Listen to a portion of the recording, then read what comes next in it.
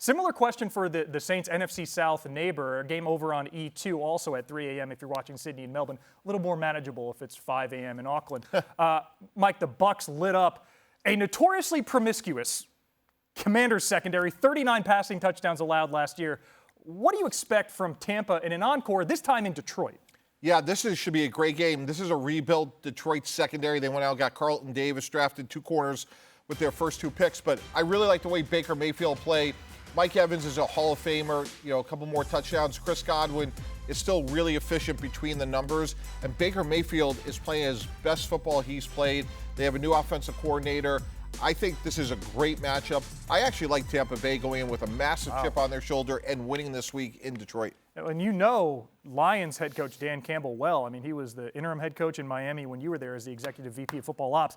Theirs is a physical brand of football. They get that OT win against the Rams in week 1. 7 of their 8 plays on that game-winning touchdown drives were handoffs.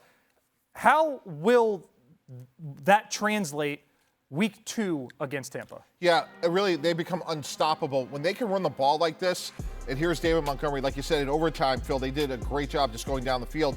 If you're going to commit 8 guys to stopping the run, which presumably Todd Bowles and Tampa Bay will, then Jamison Williams, who has really struggled the first couple of years, is a home run hitter for the Lions, and he is extremely fast. He is in that Tyreek Hill rare explosiveness, and man, they will become simply unstoppable because no one's going to be able to defend him, playing man-to-man on the outside, especially when you have someone like Amon-Ra St. Brown as well. Something you and I had talked on in one of the preseason shows we did was getting edge rushing help for Aiden Hutchinson, being able to pressure the quarterback better, just help out that defense.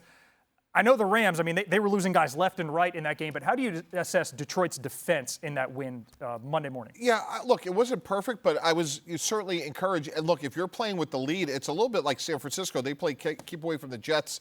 It makes that defense a lot better. So I think Detroit, look, it's not going to be dominant in terms of what their pass rush should be, but I think it's going to be better because what they can do on the back end, the more man-to-man they can play, the more pressure Aaron Glenn will be able to send.